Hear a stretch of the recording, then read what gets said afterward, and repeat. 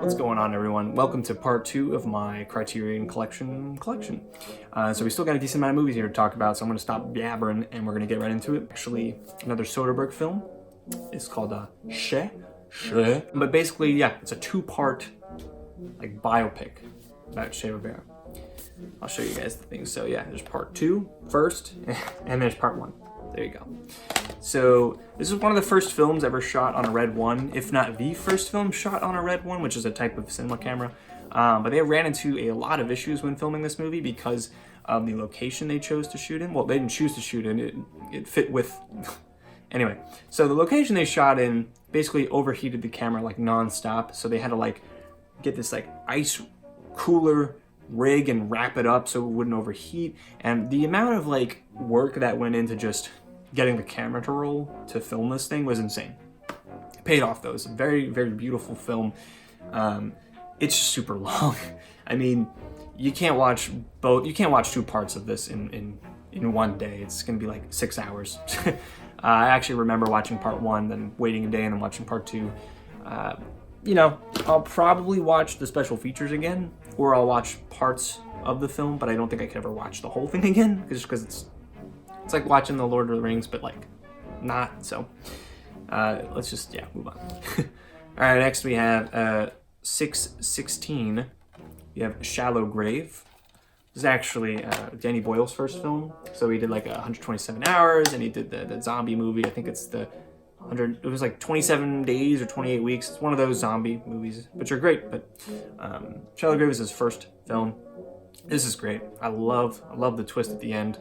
It's a really wacky, fun ride all the way through, and highly recommend this film. Only seen it once, but I would love to get back into it and watch it again. All right, now we have a French film. We have 619. We have Le Havre. I don't know. This movie's good. I don't think I'll ever watch it again. It's probably one of the most beautiful films I've ever seen. The coloring is excellent. You know, they shot this on film, but the colors in this movie look so good.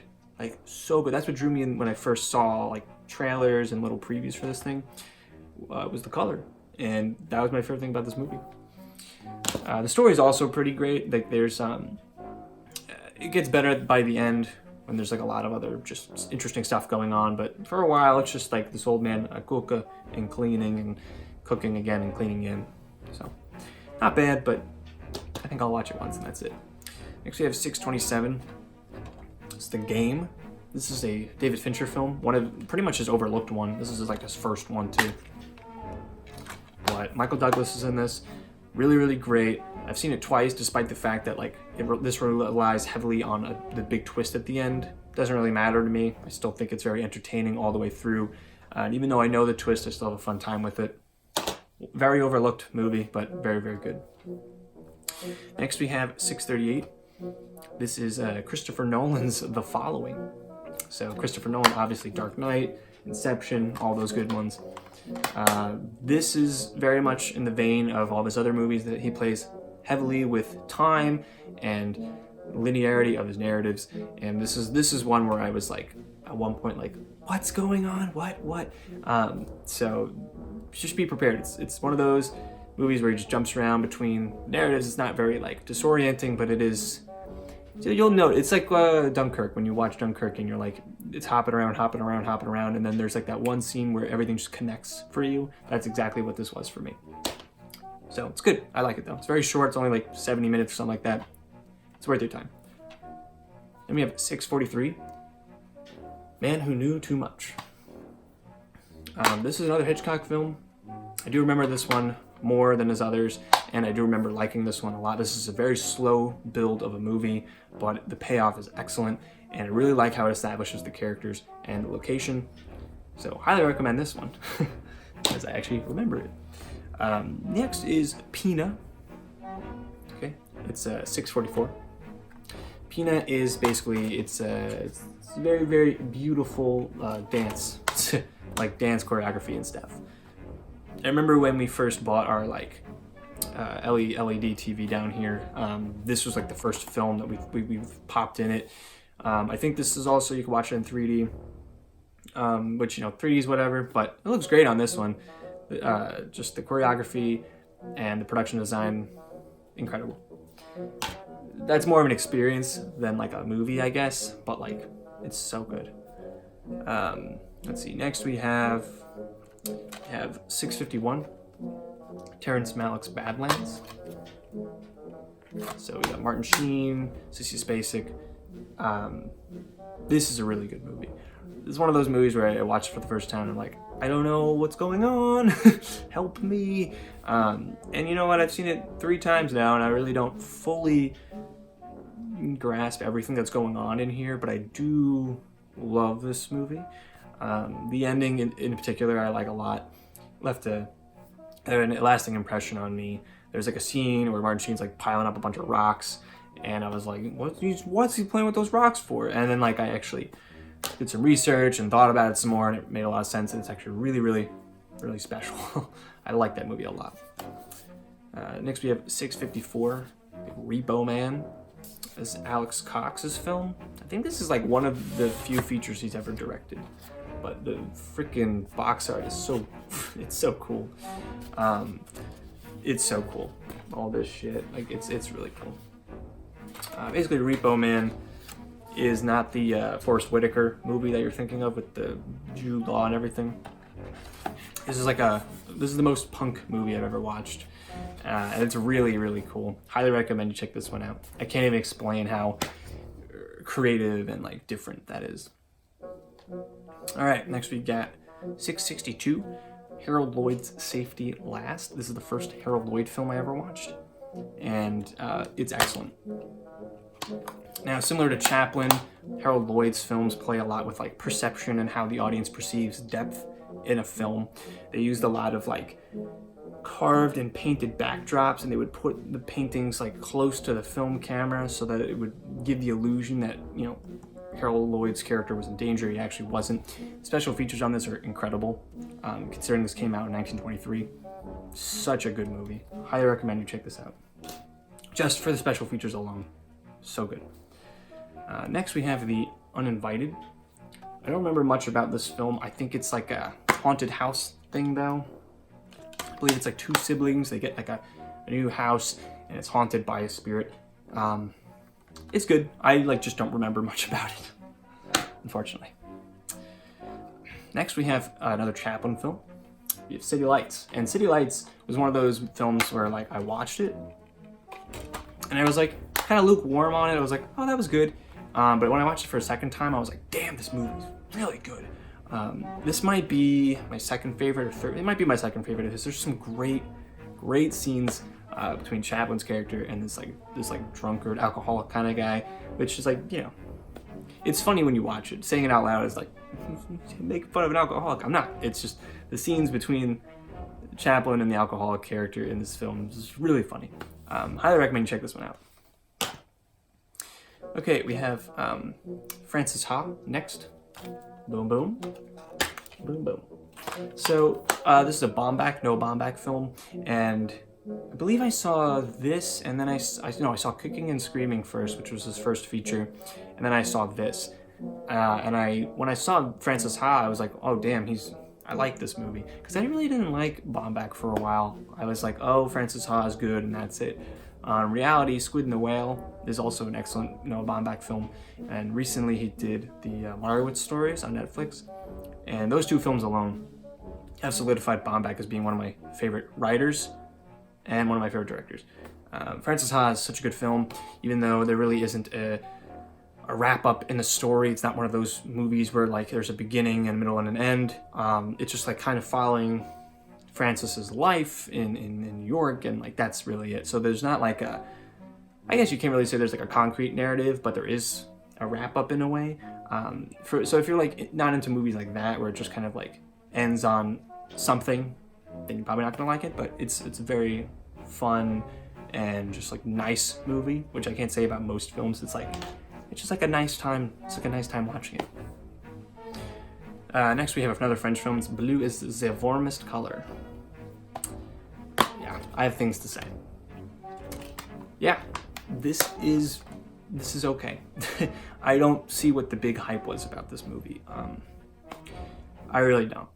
And, you know, I saw this before, like, films like Call Me By Your Name, movies that, like, are more than just, like, you know, movies like queer cinema. It's more than just that. This to me didn't really feel, it just felt like another, like, oh, she likes a girl, oh, I'm confused about my sexuality, like, stuff like that. It didn't really, for me, it didn't do anything different.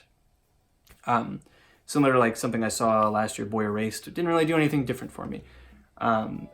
This is fine. To me, I just don't think it didn't pick up. It was just like, I'm going to go to school now. I'm going to drive my scooter to the school. Like, it's just, this is not a French accent, but you know what I mean. This just didn't, nothing happened for the first hour and 20 minutes of it. And I'm like, what the fuck? And it's like a 3-hour movie. So yeah, I have words about that movie. So apologies if you like that one. I don't get it. This is another movie I haven't seen, The Innocents. I have a big issue, guys. I keep buying these freaking movies, and I just don't watch them. So, Innocents. I got it. Mission accomplished. Next, I have The American Friend here.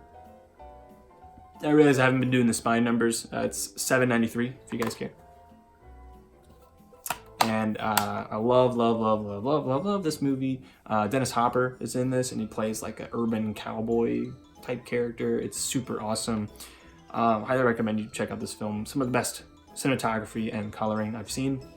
They actually used a lot of like fluorescent lighting to achieve the look of that film, and it's so unique and so different. And there's also a train sequence in that movie that is like blows your mind when you figure out like how they did it. The rigging they had to do with like lights and projectors. It's super cool. All right, what do I want to do here? Actually, I want to just show you guys these two movies. This is Barry Lyndon. This is a Kubrick film, and this is the Magnificent Ambersons. I believe, who the hell directed this? Orson Welles, what do you know? So I actually just got these for the holidays, so as you can see, it's still in its casing, it's still in its wrapper. So I just thought I'd show you guys these. Haven't watched either of these, but as soon as I crack them open, I'm gonna watch them. Yep. Okay, next I have an interesting thing here. I have this thing, it's called an Eclipse series, which is like a collection of movies. This is the Up All Night with Robert Downey Sr. This is a very interesting box set. So, obviously Robert Downey Sr. is the father of Robert Downey Jr., Iron Man. And Robert Downey Sr. was actually like super big into the underground film movement. He made a lot of weird stuff, very different stuff. And you know what? Like out of all this, it has Bobo 73, Chafed Elbows, No More Excuses, Putney Swope, 2 Tons of Turquoise to Towers Tonight, which is such a mouthful. I don't love all of these, but I think out of all of them, I liked Putney Swope, Chafed Elbows, and I think that's it. I think 2 Tons of Turquoise to Towers Tonight, I remember liking it, but I don't know. So I've only seen all of these once. They are weird, but they are also they're weird. Watching this made me be like, you know, oh yeah, that explains why, I don't know. It just paints a picture for Robert Downey Sr. But they're all good in their own way. Oh, and I also have these other 2 ones I just got, haven't opened them yet. So I have Princess Bride. I love the case for this one. Looks like a storybook. And then I have My Man Godfrey. I've seen Princess Bride. I love Princess Bride. I haven't seen Godfrey though, so I'll crack this one open at some point and take a look. All right, next we have another Polanski film. This is Tess, and I love the box art for this movie. Very, very, very, very, very, very pretty. There's Tess, and this one has 3 discs. There's a shit ton of discs. Yeah, Tess Is Excellent. I highly recommend you look into this movie because it's good. It's definitely not the fastest moving thing. It's 170 minutes. So just be prepared. It's not the fastest moving thing, but it's really good. Very, very, very well acted for sure. All right, next I've got another Harold Lloyd film. I got Speedy. And Speedy was the first Harold Lloyd film I ever saw before Safety Last. And as much as I love Safety Last, I think Speedy might be my favorite of his, or the favorite, or out of all the stuff I've seen of his, my favorite. Yeah, Speedy just has more of like New York, like iconographic, like New York settings and places, and it takes place on Coney Island in certain parts. So it was just like kind of cool for me to see that stuff, honestly. Having been like Coney Island and seeing what it was years ago, it's kind of cool. I love Speedy. Check it out. Very, very good. Next we have Fantastic Mr. Fox. And again, the box art and all that stuff, very, very nice. And yeah, this is, again, I think this might be my favorite Wes Anderson movie. But yeah, I think this is just, it's one of those movies I can just rewatch again and again and again and again, and I really have a good time with it. And I'm really sad that Isle of Dogs was not, I can't fit this back in. I'm really sad that Isle of Dogs was not like Fantastic Mr. Fox. Maybe I was expecting too much, but for me, Isle of Dogs just kind of fell apart every time you focused on humans. Every time it was about the dogs, it was excellent, but when it went to the humans, I was like, I don't care, bring me back to the dogs, give me the dogs. Aside from that though, Fantastic Mr. Fox, his best stop motion film, and I think his best one. And then next we have another, this is my last Harold Lloyd film, I swear. We have The Freshman. This one's good. I like this one. It's fun. He's basically trying out for football, pigskin, whatever the hell you want to say. And yeah, it's good. But out of the other two that I've already mentioned, it's, you know, the bottom. It's like not my all-time favorite of his. All right, got my last little stack over here. We're doing it. We're getting through them. And I still can't fit this Fantastic Mr. Fox thing in there. I'm really getting peeved. Whatever. All right. Next, we have a Fellini film. We have White Chic. And if I'm being honest with you, I don't remember this movie, honestly. There's like a scene on the beach, and there's a mermaid and some burly, hairy dude or something. I don't remember this movie. But yeah, I think it's out of print now, so that's cool. Next, I have La Haine. It's a French film. One of the few French films that I like a lot. Great ending, great ending. This really did play out like a Scorsese film a lot of times, and I'm trying to remember if he has talked about this one or like has referenced this one specifically a lot, but the way it plays out is very much like a Scorsese film. I love the ending, I love the cinematography, excellent film. I recommend you check that out. I saw it like in high school, changed my way of thinking about movies. Next I have, I was gonna read The Spine. Next I have If. If is a time. I've only seen If once, and I'm working my way to seeing it again. There's a lot that goes on in this movie. A lot. I think there's like, I don't even know. I don't know what to say. But there's a lot of stuff, especially watching this now. I think there's like a school shooting or something. Like there's some shit in here. But yeah, it has left an impact or a lasting impression on me, so I think that's pretty significant. But yeah. Alright, next I have Robin Crusoe on Mars. Boom, boom. This was, I believe, the either 4th or 5th Criterion I bought. And I actually really like this movie.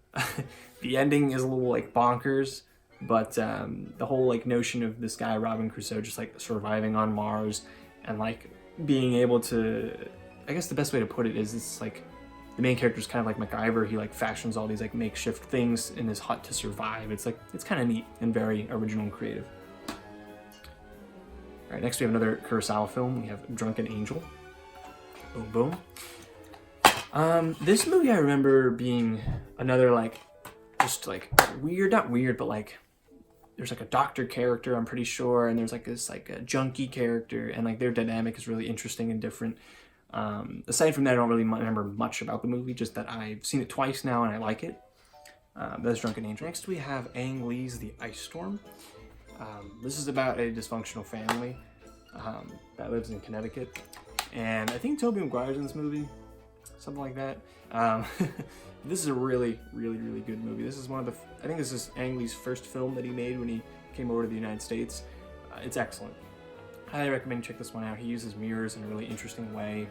And it's very cool. So I'll leave it at that. Next we have Bottle Rocket. This is Wes Anderson's directorial debut, or his feature debut. And I don't like this one.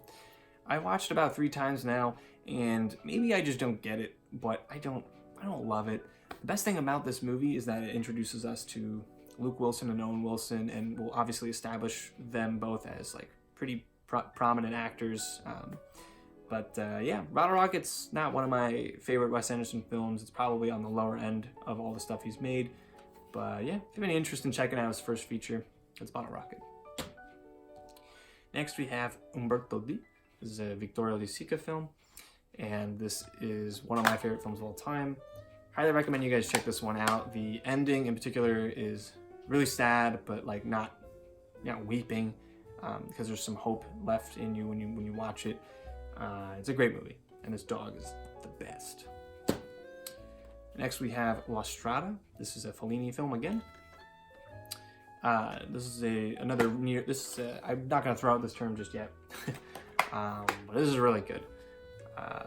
Basically, I think it was, from what I remember, it follows like a traveling circus, and this woman here, who I believe is Fellini's wife, she's in it, and she's like working for this guy called Zampano. He's like the Great Zampano, and he does magic or some shit. This is a really good movie though. Highly recommend you check this one out. Next is like one of my favorites of all time. This is Eyes Without a Face. It's a really, really cool movie. I think it's French from what I remember.